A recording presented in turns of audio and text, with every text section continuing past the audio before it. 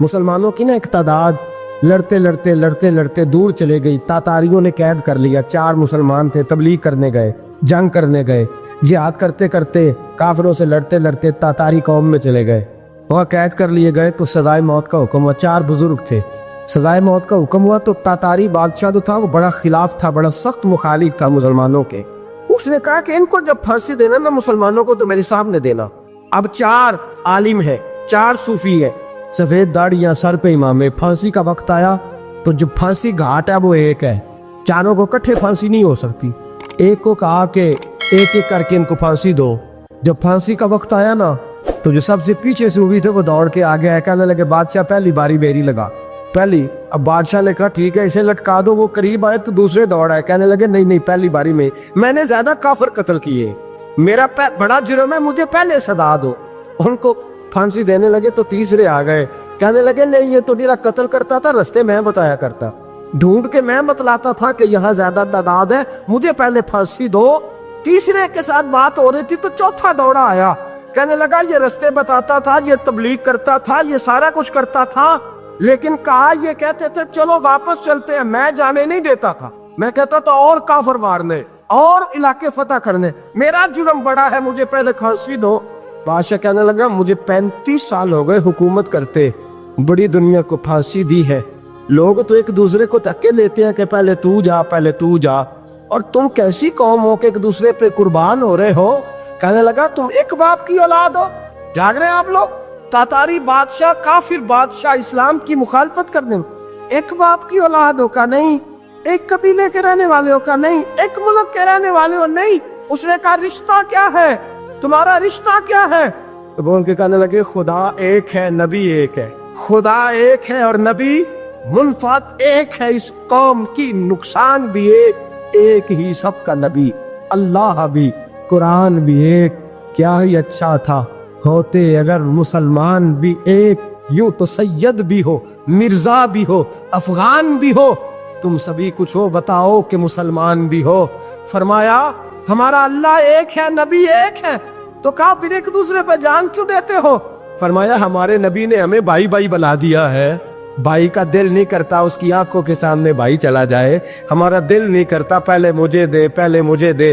بادشاہ کہنے لگا تمہارا جذبہ مجھے متاثر کر گیا, جاؤ میں تم چاروں کو آزاد کرتا ہوں, تمہیں آزاد کرتا ہوں. میرے دوستو یہ رنگ تھا, دیکھے نا, یہ اس ترتیب نظام دیکھا نا, اس فلک نے پہلی بار دیکھا, اس زمین نے پہلی بار. اور میرے حضرت فرمایا کرتے تھے زمین تڑپ کے روئی, اس نے پہلی دفعہ دیکھا.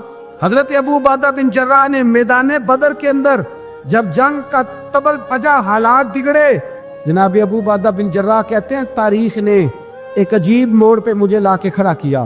آپ فرماتے ہیں میرے لیے اللہ نے جو آزمائش رکھی وہ سب سے بڑی رکھی.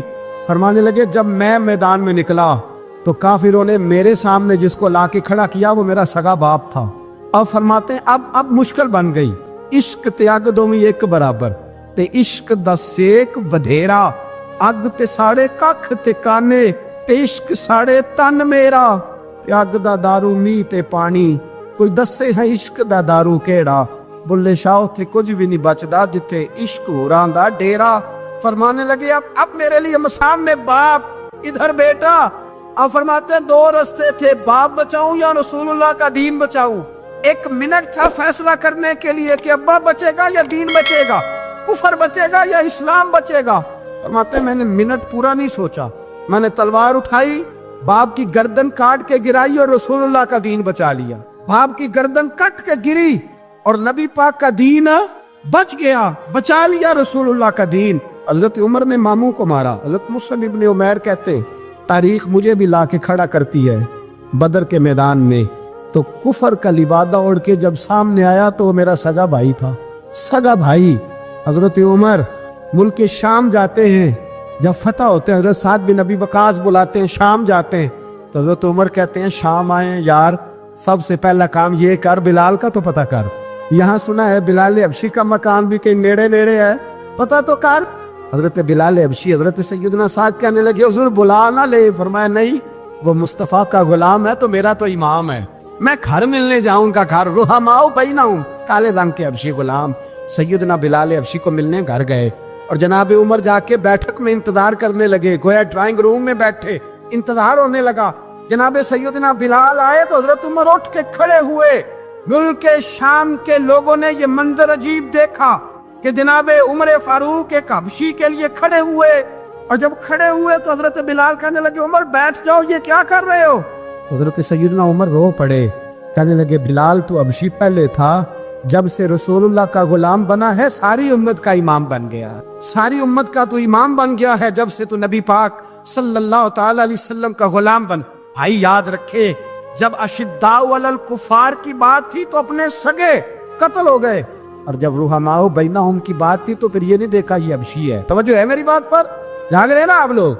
इधर देखे, फिर ये नहीं देखा कि ये हबशी है, ये रूमी है, ये कौन है, फिर ये देखा कि ये रसूलुल्लाह का गुलाम है सल्लल्लाहु।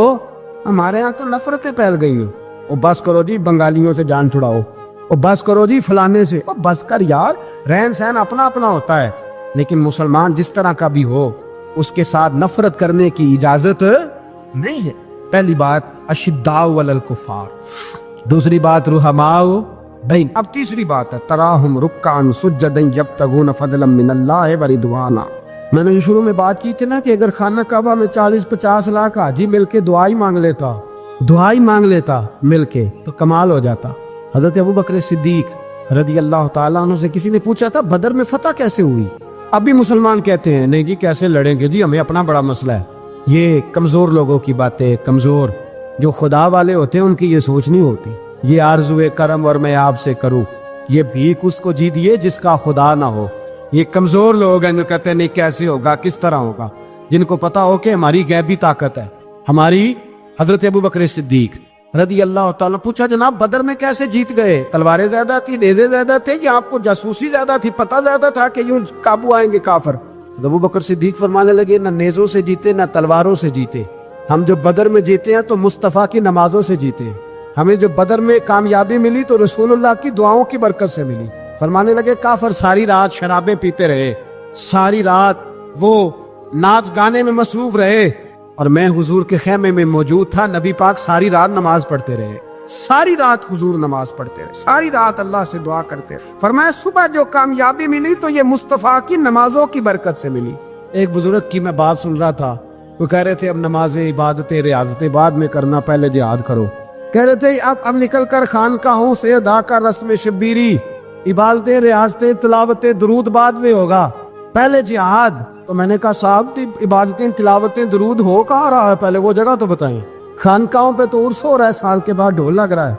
वो जो जमाना था ना कि खानका शरीफ पे शाम तक कुरान मजीद खत्म होगा, फजर के बाद 50,000 दरूद पढ़ा जाएगा, वहाँ लोग आए हैं तो वहाँ जिक्र करते करते लोग इस कदर मस्त हुए कि उन्हें होश ही नहीं कहाँ के कहाँ गए। वो तो दौर खत्म हो गया। अब कहाँ है खानका में? अब तो नजर नियाज रह गई, खत्म शरीफ रह गया, उर्स पाक रह गया, बाकी तो मामला खत्म है। वो कहाँ गया मामला सारा? वही तो आए इल्तजाएं शहाबुद्दीन गौरी से पूछा जनाब फतह कैसे हुई? कहने लगे ख्वाजा मोइनुद्दीन अजमेरी की दुआओं की बरकत से। फरमाते हैं बाबा दुआ मांगता था, हम जिहाद करते थे, अल्लाह कामयाबी दे देता।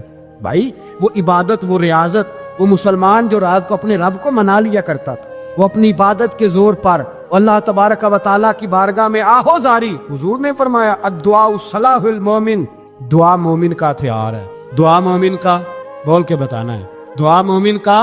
फरमाया मोमिन ये हथियार चला सकता है, ये हथियार काफिर के पास मौजूद है। हजरत ज़ैद बिन हारसा रदी अल्लाह ताला अन्हु को ना पकड़ के कुछ काफिर उनको पकड़ के ले गए तो एक दरख्त के साथ बांध लिया, कहने लगे तुम्हें कत्ल करेंगे, हुजूर के सहाबी हैं रदी अल्लाह ताला। जब काफिर आपको कत्ल करने लगा ना तो उन्होंने दरख्त के साथ अच्छी तरीके से टांगे बांध ली, हाथ बांध लिए, गर्दन बांध ली, कहने लगा बुला अपने रब को। तो हजरत ज़ैद रदी अल्लाह ताला अन्हु फरमाने लगे मैं तो शहीद होने को तैयार था, लेकिन तूने आजमाने का प्रोग्राम बनाया तो ठीक है, मैं फिर बुलाने लगा हूं अपने रब की मदद को। ऐ अल्लाह मदद फरमा। उसने उतनी देर में तलवार नियाम से निकाल ली। ऐ अल्लाह मदद फरमा। उसने जब तक दोनों हाथों में तलवार सौंप ली, ऐ अल्लाह मदद फरमा। जब तीसरी बार आपने ये कहा तो उसने तलवार उठाई, कहा अल्लाह मदद फरमा। हजरत ज़ैद रदी अल्लाह ताला अन्हु कहते हैं जब चौथी बार मेरी जुबान से लफ्ज निकले, काफिर के हाथ में तलवार थी पर गर्दन भी उसकी कट के नीचे गिर गई, कि गर्दन कट के उसी वक्त नीचे गिरी। मुझे किसी ने खोला, ना मारने वाला नजर आया, ना गर्दन काटने वाला नजर आया, ना मुझे खोलने वाला। तो मैंने कहा आने वाले तू बता तो सही तू कौन है? तो कहने लगे मैं जिब्रील अमीन हूँ। मैं जिब्रील अमीन हूँ, मैं जिब्रील, मुझे दुश्मनों न छेड़ो, मेरा है कोई जहां में, मुझे दुश्मनों न छेड़ो, मेरा है कोई जहां में, मैं अभी पुकार लूंगा, नहीं दूर है मदीना। कहा जब तूने, हजरत जिब्रील कहने लगे, जब तूने पहली दफा कहा ना अल्लाह मदद फरमा, तो मैं सिदरतुल मुंतहा पे था, मुझे हुक्म हुआ जिब्रील देर न करना। फरमाते हैं जब दूसरी दफा तूने कहा ना अल्लाह मदद फरमा, तो मैं 7वें आसमान पे था, और जब तीसरी दफा कहा मदद फरमा, तो मैं पहले आसमान पे था। और फरमाया जब तूने कहा चौथी दफा अल्लाह मदद फरमा, तो मैं तेरे सराहने खड़ा था, मैं तेरे सराहने। तो भाई अब तो इज्तिमाई दुआ भी नहीं रही हमारी, अब तो ये वाला सोता भी। देखो अकबर अलाहाबादी ने कहा था, मुसीबत में भी अब याद खुदा हमको नहीं आती, दुआ मुंह से ना निकली, जेबों से अर्जियां निकली। अब भी हम कहते हैं करेंगे बात, सफीर को बुलाएंगे, हमने कहा है उसको, तो मान जाएगा वो आपकी बात। वो बच्चे काट रहा है तो उसको घर बुला रहा है। अभी तक एक इतना सा स्टैंड कि उनका जो दफ्तर है सिफारत खाना वो बंद कर दिया जाए, इतनी भी तौफीक नहीं हुई। कहते हैं ठीक है शोर शुरू हो रहा है, बस चुप कर देंगे सारे। खुदारा ख्वाबे गफलत से उठो, हिदारी हासिल करो, और कुछ नहीं हो सकता तो खुल के दुआ तो मांगो उनके लिए दुआ तो मांगो। अल्लाह बड़ा करीम है, वो जब मदद करने पे आता है तो फिर बड़े बड़े काफिरों के मुकाबले में अपने बंदों की मदद फरमाता है। और मैं ये पैगाम देना चाहता हूँ आलम कुफर को भी, याद रखे रब करीम जब मदद करने पे आए तो अकेले हजरत इब्राहीम और एक तरफ पूरी मिल्लत हो तो अल्लाह अपने खलील को बचा लिया करता है। रब करीम की रहमत कामिला जब फैसला कर लेती है तो फिर नमरूद जैसे सुपर पावर ताकत को रब करीम मच्छर से मरवा दिया करता है। अल्लाह तबारक व तआला, ये तो मुसलमान का दुआ वाला सौता, वो निकल कर खानकाहों से अदा कर रस्म शबीरी, ये तो तब होगा जब खानकाह के अंदर को जिक्र फिक्र इबादत हो रही हो, और जब वहाँ हाल ही कोई नहीं, वहाँ तो रक्सो सुरूर है, वहाँ तो बस झूठी तारीफें हैं। हर आदमी ने एक बंदा साथ रखा हुआ है तारीफें करने कराने वाला, वो तो मामला ही और हो गया है। हजरत सैयदना मौला अली शेर खुदा करम अल्लाह तआला वजहुल करीम सारी जिंदगी कहते रहे, अल्लाह अली ने मैदान में उम्र गुजारी है, इसे शहादत की मौत अता फरमा। ओ भाई ये तो शहादतें मांगने वाले। हजरत इमाम हुसैन मैदान करबला में खड़े थे, शिमर कहने लगा हुसैन तेरी चारों जानी मौत है, तो आप फरमाने लगे तुझे अभी हमारा पता ही नहीं, मौत से तो हमारा प्यार चलता है। और फरमाया ये शहादत तो हमारा पीछा करती है, पहुंच जाती है जहां हम होते हैं, मौत से डरा रहा है। मुसलमान का मरने को दिल नहीं करता, वरना वो इतनी बड़ी कोठी में कौन रहेगा। मरने को दिल इसलिए नहीं करता कि वो जो 6 करोड़ 10 करोड़ डॉलर लूट के रखे हैं, मर गए तो खाएगा कौन। वो फकीर फाका मस्त थे, उनका घर ही कोई नहीं था, उनके बैंक बैलेंस ही कोई नहीं थे। वो कहते थे घर हमारा है वो जो हमारे रब ने तैयार किया हुआ है, हमारा बैंक बैलेंस है वो जो हमें जन्नत में जाके मिलेगा। उनका तो ये खाता ही कोई नहीं था, इसलिए वो शहादत की। हजरत अमर बिन जमू रज़ी अल्लाह तआला अन्हु मैदाने ओहद में 4 बेटे लेके आए। कितने बेटे बोल के बताए? 4 बेटे लेके अमर बिन जमू आए, और खुद एक टांग से लंगड़े से आप भी है, टांग छोटी है। हुजूर के सामने खड़े हुए कहा महबूबा मेरे 4 ही थे, मैं 4 ले आया हूँ, कबूल कर ले। तो हुजूर ने फरमाया तू क्यों तलवार ओढ़े आया है, ये तूने क्यों गले में असला डाला हुआ है? कहा या रसूलल्लाह मैंने भी तो जाना है ना। तो हुजूर ने फरमाया 4 बेटे जो हैं। तो हजरत अमर बिन जमू ने बात की, सहाबा कहते हैं हम लबों से मुस्कुरा रहे थे, आंखों से रो रहे थे, क्या अजीब अंदाज है। हुजूर ने फरमाया अमर 4 बेटे जो आ गए तो तू रहने दे। तो हजरत उमर रो पड़े, कहने लगे महबूबा क्या लंगड़े जन्नत में नहीं जाएंगे? क्या हुजूर मैं लंगड़ा हूँ तो मेरे लिए जन्नत कोई नहीं? मेरे हबीब पाक सैयद आलम सल्लल्लाहु अलैहि वसल्लम ने फरमाया अमर तो जरूर जन्नत में जाएगा। कहा महबूबा फिर बच्चे बाद में जाएंगे, मैं पहले मैदान में जाऊंगा। मुसलमान की सोच के खिलाफ है ये बात, ये कुरान की फिक्र के खिलाफ है कि अपनी फिक्र करो, बर्मा के लिए, कश्मीर के लिए, फलस्तीन के लिए बात ना करो, अपनी फिक्र करो। ये कुरान की सोच के खिलाफ है, ये कुरान के पैगाम के खिलाफ है। इसलिए कि अगर सिर्फ अपनी बात होती तो आमनु और आमिलुस सालिहात पे बात खत्म हो गई होती, फिर बात आगे न चलती। जब कहा गया वतवासो बिल हक, हक बात की तलकीन करनी है। अगर बात सिर्फ अपनी जात की होती तो ठीक हो गया था, नमाज पढ़ी, रोजा रखा, हज किया, खत्म हो गई। लेकिन मेरे नबी पाक सल्लल्लाहु ताला अलैहि वसल्लम ने इरशाद फरमाया एक बस्ती में 2 3 4 नेक लोग रहते थे।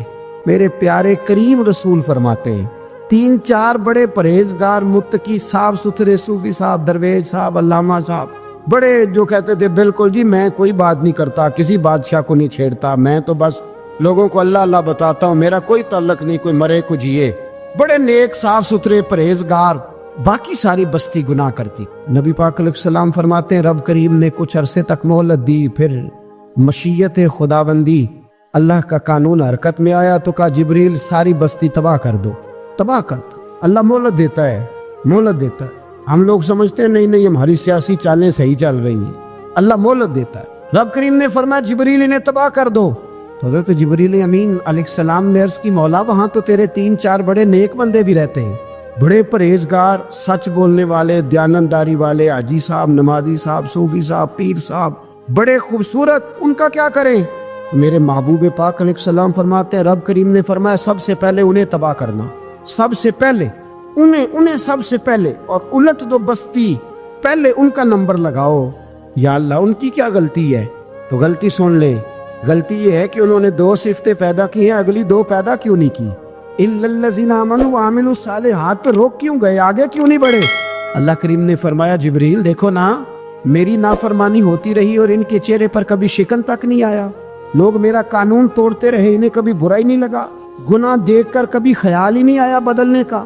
मेरे भाई उम्मत मुस्लिमा अपने लिए तो आई नहीं दुनिया में, नबी पाक की इसलिए थोड़े आए थे कि पैसे कमाएं, दुनियादारी करें, झूठ सच मारें और रुखसत हो जाएं, बच्चे पैदा करें। ये काम तो हिंदू सिख बुद्ध मत सारे कर रहे हैं, तू फकत इस काम के लिए थोड़ी आया है।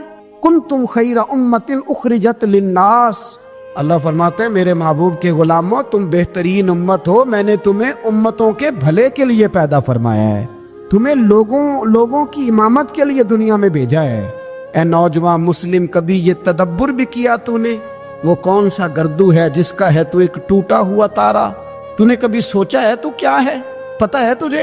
रोजी कमाओ, रोटी कमाओ, और अब तो बहुत सारे लोग झूठ की दुनिया में जिंदा हैं, झूठ बोलते हैं अपने आप के साथ भी, दाएं बाएं फ्रॉड कर रहे हैं अपनी जात के साथ, खौल बना लिया उसमें बंद हो गए, बाहर ही नहीं निकले। अपने मुल्क की सोचो, अपनी बात करो। अल्लामा इकबाल ने पता क्या कहा था? इकबाल ने, ये सुनो, जो लोग कहते हैं पहले पाकिस्तान, बर्मा के मुसलमान बाद में, कश्मीर के मुसलमान पहले सुनो इकबाल क्या कहते हैं। इकबाल कहने लगे इन ताज़ा खुदाओं में बड़ा सबसे वतन है, इन ताज़ा खुदाओं में बड़ा कौन? वतन की मोहब्बत ईमान का हिस्सा, इसमें शक नहीं, लेकिन अगर इस्लाम से पहले वतन आ गया तो इकबाल कहते हैं इन ताज़ा खुदाओं में बड़ा सबसे वतन है, और जो पैरहन इसका है वो मजहब का कफन है। फरमाते हैं जो वतन ओढ़ लेता है उसने अपने मजहब को दफन कर दिया। सबसे पहले पाकिस्तान नहीं, सबसे पहले रसूलुल्लाह का दीन है, सबसे पहले कुरान है, सबसे पहले नबी पाक का फरमान है, सबसे पहले उम्मत मुस्लिमा है। इन ताज़ा खुदाओं में बड़ा सबसे वतन है, जो पैरहन इसका है वो मजहब का कफन है। और इकबाल कहने लगे कौम मजहब से है, मजहब जो नहीं तुम भी नहीं। कौम मजहब से है, मजहब जो नहीं, को नहीं समझ आ रही आपको मेरी बात? कौम किससे है? पाकिस्तानी होने से, पंजाबी होने से, सिंधी बलोची पठान होने से ना, कौम मजहब से है, और मजहब जो नहीं तुम भी नहीं। ये कैसे हो सकता है कि मजहब ना हो और बंदा जिंदा रहे? ये कैसे हो सकता है? भाई काफिर ने, असल में मैं जाग ही नहीं रहा, मैं जागता ही नहीं, मैं जेब की सोचता हूँ, मस्जिद की सोचता हूँ, खानका की सोचता हूँ, मदरसे की सोचता हूँ, दुकान की, सारा दिन तो इस चक्कर में लगा रहता हूँ लोगों को साबित करने में कि मैं सही हूँ बाकी गलत है। मैं तो अपनी जात के खौल से उठ ही नहीं रहा, और मुझे ये अंदाजा ही नहीं कि लीबिया सारा कट गया, मिस्र के टुकड़े टुकड़े हो गए, मुझे पता ही नहीं कि शाम, जिसके बारे में मेरे नबी पाक अलैहिस्सलाम ने फरमाया मक्के और मदीने के बाद अल्लाह ने सबसे ज्यादा बरकतें मुल्क के शाम में रखी है, और हुजूर ने फरमाया जिसने हिजरत करनी हो वो शाम जाए। इतना आला मुल्क सारा कट गया, 4-4 हजार लोग एक एक दिन में कत्ल हो गए, पर मेरा घर आबाद है ना, कोई अर्ज नहीं। वो कटते हैं तो वो दूर हैं, कटते रहे। फलस्तीन में हमारे यहाँ मेराज की महफिलें बड़ी जम के होती है, सारे लोग पढ़ते हैं सुबहान अल्लाज़ी अस्रा बिअब्दिही लैलन मिनल मस्जिदिल हराम इलल मस्जिदिल अक्सा। इन्हें पूछो रोज कुरान मजीद में मस्जिद अक्सा का नाम लेने वालों, तो मस्जिद अक्सा कहते हो तो तुम्हें अल्लाह कितनी नेकियां अता करता है, बताओ तो सही मस्जिद अक्सा किधर है? और अब तो मेरी तरह के मौलवी आदि हदीस सुनाते हैं, कहते हैं मस्जिद नबी में एक नमाज पढ़ो तो 50,000 का सवाब, हरम शरीफ में पढ़ो तो 1 लाख का सवाब। मौलाना हदीस यहाँ से शुरू नहीं होती, खोलो तो सही कंजुल माल, पढ़ो मुस्नद इमाम अहमद बिन हंबल, हदीस तो यहाँ से शुरू होती है। मेरे नबी पाक ने फरमाया मस्जिद अक्सा में जिसने एक नमाज पढ़ी 25,000 का सवाब, اور میری مسجد میں جس نے ایک نماز پڑھی 50,000 کا ثواب، اور اللہ کے گھر بیت اللہ جس نے پڑھی 1,00,000 کا ثواب۔ مسجد اقصی کا تو ذکر ہی چھوڑ گیا ہے، کیوں؟ وہ مسجد جس کی طرف منہ کر کے 15 سال میرے نبی پاک نے نماز ادا کی۔ کس نے؟ بولیے گا 15 سال تک، 2 ہجری میں 13 سال مکے میں، 2 سال مدینے میں، مسجد اقصی کی طرف جدھر منہ کر کے تیرے اور میرے رسول نماز پڑھتے رہے۔ آج وہ مسجد یہودی کے قبضے میں، کئی جمعے تالا رہتا ہے، وہاں نماز نہیں پڑھنے دی جاتی۔ مجھے کیا لگے اس بات سے؟ میری مسجد میں تھوڑی لگا ہوا ہے۔ ایسی ہوا چلی ہے کہ ہر شخص سوچتا ہے تمام شہر جلے بس ایک میرا گھر نہ جلے۔ بھائی یہ وہ دور ہے جس دور میں ذرا سی بھی کسی شخص کو تکلیف ہوتی ہے تو عالمی میڈیا پہ بات جاتی ہے، موبائل جیبوں میں فوراً تصویریں کیش ہوتی ہیں۔ میں اور آپ، ہمارا اس قوم سے تعلق ہے جس قوم کے بچے کٹ گئے، ذبح ہو گئے، عورتوں کے پستان کاٹ کے برما کے بدھوں نے ان کے کباب بنا کے کھا لیے، چھوٹے چھوٹے بچوں کی لاشیں انہوں نے لٹکا ڈالی۔ اور یہاں میں حکومت کی کیا بات کروں، یہاں کسی سیاستدان کو مکھی کاٹ جائے تو ہمارے پھٹے آباد ہو جاتے ہیں بحث کرنے کے لیے۔ ہمارے اپنے لوگ، عام آدمی نہیں بات کرتا، عام آدمی نہیں نکلتا، عام شخص کو فکر ختم ہو گئی۔ میری بھائی سب سے بڑھ کر بہترین مسجد کے خطیب امام حسین تھے۔ مسجد نبی سے بڑی بھی کوئی مسجد ہوگی جس ممبر پر رسول پاک بیٹھ کے خطبہ دیا کرتے تھے، اور میرے مصطفیٰ کے آستانے سے بڑا بھی کوئی آستانہ ہوگا جس کی سجادگی امام حسین کے پاس تھی۔ کہتے ہیں ہمارا کیا تعلق، ہمیں کیا لگے، جو مرضی ہوتا پھرے۔ امام علی مقام آرام سے مسجد نبی میں بیٹھے تھے، زمانہ پوری دنیا سے جاتا تھا، ہاتھ چومتا تھا، قدموں میں بیٹھتا تھا۔ اتنے بڑی عظمت والی بھی کوئی شخصیت ہوگی جس کے رگوں میں رسول اللہ کا خون دوڑتا ہے، جسے حضور اپنی زبان مبارک اس طرح وہ چوسا کرتے تھے جیسے عرب کے لوگ پیاس کے عالم میں کھجور چوسا کرتے تھے۔ اتنا بڑا بھی کچھ شخص تھا، لیکن جب دین پہ کڑا وقت آیا تو حسین نے مسجد کی خطابت نہیں بچائی، آستانہ نہیں بچایا۔ امام علی مقام نے کہا کوفہ لٹتا ہے تو لٹتا رہے، دمشق میں فساد ہوتا ہے تو ہوتا رہے، وہ ملک شام کی بچیاں رو رہی ہیں تو روتی رہیں کہ ہم پہ یزید قابض ہو گیا، میری مسجد آباد ہے، کافی ہے نا۔ امام حسین نکلے اور نکل کے کہنے لگے جنت البقیع والی جگہ پہ کھڑے ہو کے، یا رسول اللہ میں جا رہا ہوں اور آپ کے لیے جا رہا ہوں، اس لیے کہ مجھے اس شام کو بچانا ہے جس شام میں رسول اللہ کا کلمہ پڑھنے والے لوگ بستے ہیں۔ مجھے کوفہ، دمشق، مصر کے لوگوں کو بچانا ہے۔ نانا تیرے کرم کے خزینے کی خیر ہو، میں جا رہا ہوں تیرے مدینے کی خیر ہو۔ نکل کھڑے ہوئے امام علی مقام، میدان میں نکلے۔ کس کے خلاف؟ کون تھا؟ یزید مسلمان تھا۔ اس وقت تک تو سب نے مسلمان لکھا ہے، جس نے کافر کہا شہادت امام حسین کے بعد کا جرم کیا تھا؟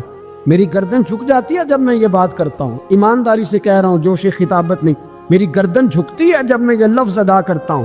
امام علی مقام اس شخص کے خلاف نکلے۔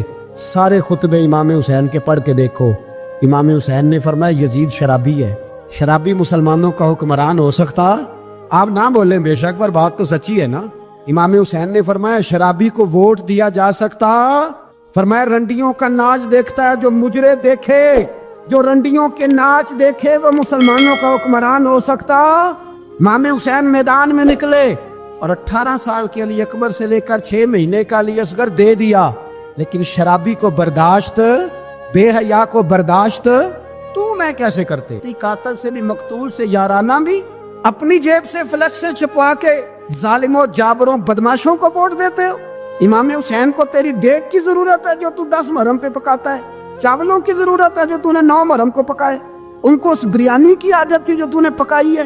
میرے گھر میں فلاں MNA صاحب آ گئے تھے، امام حسین کے گھر کے اندر یزید نے پیغام بھیجا، اس نے کہا جیسے کہو گے کر لوں گا، جتنے پیسے کہو گے دے دوں گا، جتنی مسجدیں کہو گے بنوا دوں گا، جتنے ادارے کہو گے تعمیر ہو جائے، مجھے نہ چھیڑو۔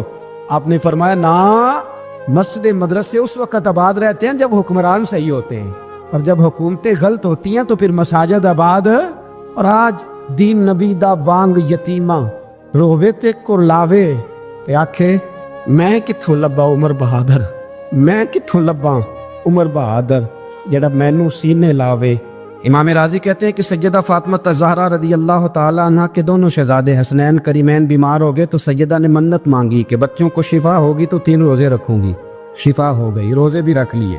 اور جب مولا علی شیر خدا روزہ رکھنے کے لیے بیدار ہوئے، سیدہ فاطمہ الزہرا بیدار ہوئی تو امام حسن اور حسین بھی اٹھ گئے۔ 7-8 سال کی عمر ہے، اماں جی ہم نے بھی رکھنا ہے۔ صبح کھجور اور دودھ سے روزہ رکھ لیا گیا۔ عین افطاری کے وقت مولا علی کہتے ہیں فاقے چل رہے تھے، کہیں سے میں جون لایا تھوڑے سے، سیدہ فاطمہ الزہرا نے پیس کر روٹیاں پکائیں۔ وہ وقت جو بڑا مشکل ہوتا ہے افطار کا، کہتے ہیں اس وقت جب کھانے کے لیے بالکل ہاتھ آگے بڑھنے لگے اور امید تھی کہ ابھی سیدنا بلال اللہ اکبر کہیں گے تو روزہ کھلے گا، لیکن ابھی چند ہی منٹ رہتے تھے کہ دروازے پر ایک فقیر نے صدا دی، کہنے لگا سارے مدینے کے دروازے کھٹکھٹا آیا ہوں، قحط ہے، فاقہ ہے، اے رسول اللہ کے خاندان والو، میں یتیم ہوں، کسی نے بتایا ہے کہ اور کوئی دروازہ کھلے نہ کھلے سیدہ کا دروازہ تیرے لیے ضرور کھلے گا، کیا یتیم کو روٹی ملے گی؟ تو حضرت مولا علی نے بچوں کی طرف دیکھا ہی تھا کہ امام حسن ساری روٹیاں جا کے دروازے پہ دے آئے، کھجور اور پانی سے افطار ہو گیا۔ صبح پھر کھجور اور دودھ سے روزہ رکھا۔ امام راضی کہتے ہیں عین وہ وقت جب افطار کا ٹائم آیا تو پھر دروازے پہ کسی نے صدا دی، کہا رسول اللہ کے خاندان والوں میں مسکین ہوں، رات سے روٹی کھائی ہے، نہ صبح کھا سکا نہ دوپہر، کسی نے بتایا ہے کہ اس دروازے سے خالی کوئی نہیں جاتا۔ امام حسن نے پھر سارا لنگر اٹھایا اور پھر جا کے دے دیا۔ تیسرا دن پھر ہوا، مجھے لگتا ہے جب افطار کا ٹائم آیا ہوگا نا تو یہ خود ہی سارے دروازے پہ دیکھتے ہوں گے، یہ کوئی آیا نہیں لینے والا ابھی تک، لگتا ہے کہ نظریں دروازے پہ تھیں۔ عین افطار کے وقت 3 روٹیاں جب جاؤں کی پک کے آئی تو ایک بھکاری نے صدا دی، کہنے لگا میں قیدی ہوں، آج ہی قید سے رہائی ملی ہے، پہلے دن کسی کے دروازے پہ صدا ملی ہے، دی ہے روٹی ملے گی؟ امام حسن وہ کھانا دے کے واپس لوٹے، کھجور اور پانی سے افطار ہوا، اور جیسے ہی مسجد نبوی میں تینوں باپ بیٹا نماز پڑھنے گئے تو مولا علی کہتے ہیں مجھے بتانا نہیں پڑا، رسول کریم نے میری طرف دیکھ کے فرمایا علی تیرا، فاطمہ کا، حسن اور حسین کا 3 دن والا عمل خدا کو بھی بڑا پسند آیا ہے اور محمد مصطفیٰ کو بھی بڑا پسند آیا ہے، بڑا پسندیدہ عمل۔ میں کہتا ہوں کہ حضرت فاطمہ نے نا ان کی تربیت پہلے ہی کر دی تھی، 3 دن بغیر افطار کے روزہ رکھنے، وہ ٹریننگ گھر سے ہو چکی تھی۔ اب میدان کربلا میں 3 دن بھوکا پیاسا رہنا ان کے لیے مشکل نہیں تھا۔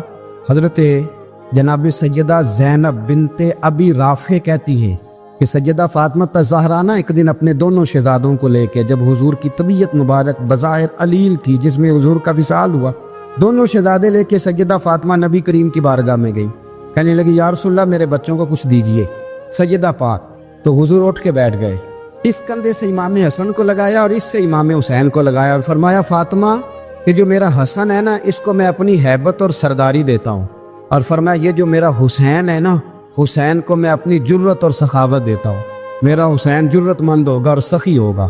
داتا گانج بخش علی حجویری، امام الاولیاء، سید الاصفیاء، داتا صاحب کشف المعجوب میں فرماتے ایک دن نا امام حسین کے پاس ایک شخص آیا بڑی دور سے کچھ مانگنے، کہا حضور کچھ دیجئے۔ وہ شخص کہتا ہے کہ میرا ظرف یہ تھا کہ 4-5 دینار ملیں گے، تو امام حسین فرمانے لگے تھوڑی دیر بیٹھ جا، رزق آ رہا ہے۔ تو امام حسین کو حکومت وقت کی طرف سے نا 5 تھیلیاں ملی، جس میں ایک تھیلی میں 500 اشرفیاں تھیں، 5 تھیلیاں آئیں، لیکن اس کو آنے میں نا ذرا دیر ہو گئی۔ وہ 5 تھیلیاں جب آئی نا تو امام حسین اس کی طرف 5 تھیلیاں بڑھا کے نا، ذرا دیکھنا میری طرف غور سے، 5 تھیلیاں بڑھا کے نا تو فرمانے لگے میاں جتنا تجھے انتظار کرایا نا اتنی ہم تیری حاجت پوری نہیں کر سکے، تو یہ نہ محسوس کرنا کہ حسین کے دروازے پہ بیٹھا بھی رہا ہوں تو ملا کیا ہے، یہ نہ محسوس کرنا۔ وہ شخص کہتا ہے جب میں نے وہ تھیلیاں کھولی اور پھر میری نظر امام حسین پہ پڑی تو میرے اندر سے آواز آئی اگر حسین ابن علی اتنے سخی ہیں تو محمد عربی کتنے سخی ہو، اگر یہ معیار ان کا ہے، ان کا یہ معیار ہے، اور خود بھیک دیں خود ہی کہیں منگتے کا بھلا ہو، خود کہنے لگے جتنا انتظار کرایا ہے اتنی تیری مدد کر سکے۔ یہ سخاوت کا معیار تھا، یہ طریقہ تھا۔ ایک دفعہ سیدنا امام حسین رضی اللہ تعالیٰ عنہ کے گھر کے اندر نا 5000 دینار آئے، مسجد میں تھے، آپ کو 5000 دینار ملے تو امام زین العابدین کہتے ہیں کہ مسجد سے لے کر گھر آنے تک امام حسین نے 5 کے 5000 اللہ کے رستے میں خیرات کر دی۔ فرماتے میں نے کہا ابا جی 5 دینار کی گھر میں ضرورت تھی، مالاں والے سخی نہیں ہوندے تے سخیاں کل مال نہیں ہوندا، ایتھے اوتھے دومی جہانی سخی کنگال نہیں ہوندا، کہ ابا جی 5 دینار کی گھر میں ضرورت تھی، تو کہتے ہیں مجھے فرمانے لگے بیٹا یہ جن کو میں نے دیا ہے نا یہ گھر کے لیے ہی دیا ہے، یہ گھر کے لیے ہی دیا ہے، جن کو دیا ہے تمہارا کیا خیال ہے، یہ باہر خرچ ہوا ہے، یہ گھر کے لیے ہی ہے۔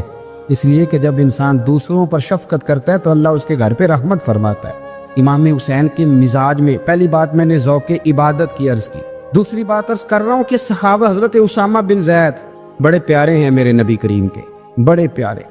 حضرت اسامہ بن زید کے بارے میں سیدہ عائشہ صدیقہ فرماتی ہیں ان کے ناک سے اگر ریٹھ نکلتی تھی تو اللہ کے رسول اپنے دست مبارک سے صاف کر دیتے تھے، اور سرکار فرماتے تھے کہ اگر اسامہ لڑکی ہوتا نا، ان کے غلام کے بیٹے تھے حضرت زید بن اگر یہ لڑکی ہوتا میں اسے زیور پہناتا۔ بڑے پیارے تھے، لیکن جب ان کا آخری وقت آیا نا تو 60,000 دینار کا قرضہ تھا، رشتہ داروں سے کہا، دوستوں سے کہا، یاروں سے کہا، پر قرض ادا نہیں ہو رہا تھا۔ حضرت اسامہ بن زید کہتے ہیں بڑا پریشان تھا۔ جب حد ہو گئی نا تو حضرت اسامہ بن زید فرمانے لگے جاؤ کوئی حسین ابن علی کو خبر کرو، ان سے کہو میں نا غلام ہوں آپ کے نانا کا، اور مقروض دنیا سے چلا گیا تو کیا بنے گا۔ امام حسین کو خبر ملی تو دوڑے آئے۔ لاجپال اس پیر کو نہیں کہتے جو تگڑا نذرانہ لے کے تو ماتھا چوم لے، لاجپال تو اس کو کہتے ہیں کہ جب ضرورت پڑے تو وہ سر پہ موجود ہو۔ حضرت سیدنا امام حسین تشریف لائے تو جناب اسامہ بن زید رو پڑے، کہنے لگے حضور میں نے نا غلامی کی ہے آپ کے نانا کی، اور اس غلامی پہ ناز ہے، اب 60,000 دینار کا قرضہ لے کے دنیا سے جاؤں گا تو میری قبر پہ بوجھ رہے گا۔ امام حسین خادم کو بھی کہہ سکتے تھے جاؤ گھر پیسے پڑے ہیں لے آؤ، امام حسین خود گئے، چادر اوڑھ کے تو اس کی اوٹ میں بکل میں 60,000 دینار چھپا کے لائے، اور جناب اسامہ بن زید کے سامنے رکھ کے کہنے لگے اسامہ یار پیسے رات کو ہی آئے تھے، میں سوچ رہا تھا مجھے تو ضرورت نہیں، اللہ نے کس کا نصیب میرے گھر میں بھیج دیا، مجھے تو حاجت ہی نہیں تھی، اب پتہ چلا پیسے تیرے تھے، اللہ نے حسین کی ڈیوٹی لگائی ہے کہ جا کے دے آ۔ حضرت اسامہ بن زید رو پڑے، فرمانے لگے اللہ آپ کو بہترین صلہ عطا فرمائے۔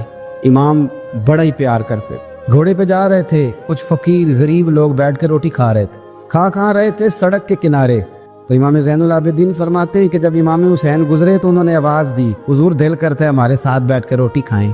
کائنات کے مالک و مختار کے نواسے اور دنیا کے سب سے بڑے شہزادے گھوڑے سے اترے اور غریبوں کے ساتھ سڑک پہ بیٹھ گئے، روٹی کھانے لگے اور دیر تک کھاتے رہے، اور جب فارغ ہو گئے تو فرمانے لگے کھانے کی ضرورت بھی نہیں تھی، حاجت بھی نہیں تھی، پر تم نے آواز دی تو دل رکھنے کو بیٹھ گیا تھا، اگر اجازت دے تو چلا جاؤں۔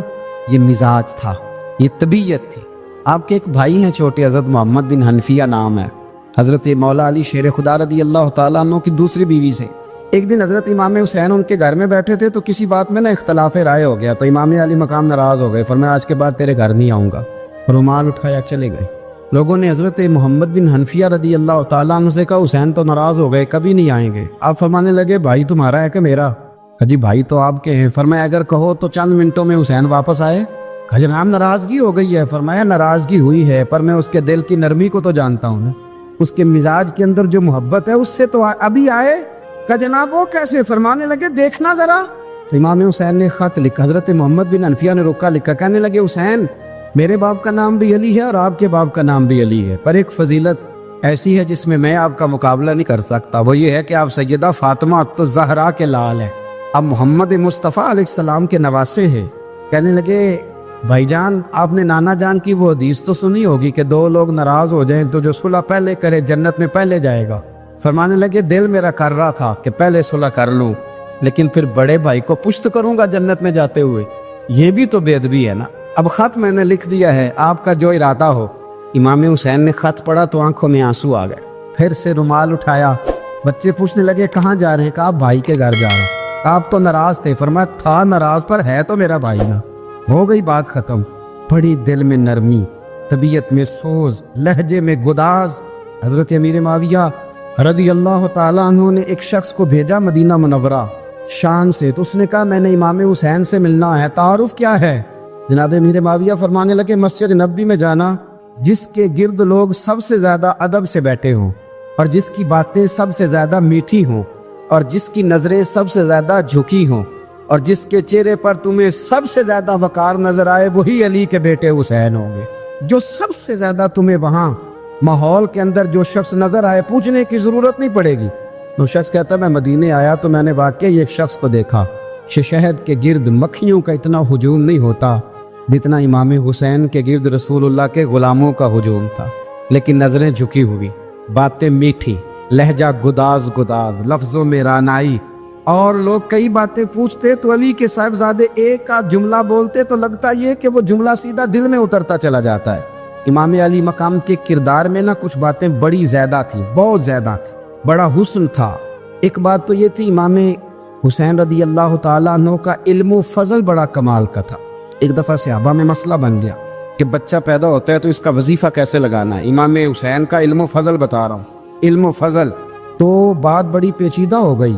हज़रत अब्दुल्लाह इब्न ज़ुबैर के पास लोग आए, कहने लगे कि आप बड़े साहिब इल्म फजल हैं, आपने हुजूर अलैहिस्सलाम के साथ वक्त गुजारा है, तो मसले को हल करें कि बच्चा पैदा होने के बाद हुकूमत अगर वजीफा लगाएगी तो कब लगाएगी। जब बहस तूल पकड़ गई, मसला हल नहीं होता था, तो हज़रत अब्दुल्लाह इब्न ज़ुबैर कहने लगे हमसे नहीं हल होगा। एक बंदा है जिसके सीने में रसूलुल्लाह सल्लल्लाहु ताला अलैहि वसल्लम के नूर नबुव्वत का फैज़ान है, वो ये मसला हल करेंगे। तो कहा वो कौन से? आप फरमाने लगे जब हमसे मसाइल हल नहीं होते तो हम उनके इल्म से फ़ायदा उठाते हैं। कहा कौन है? कहा जनाब इमाम हुसैन।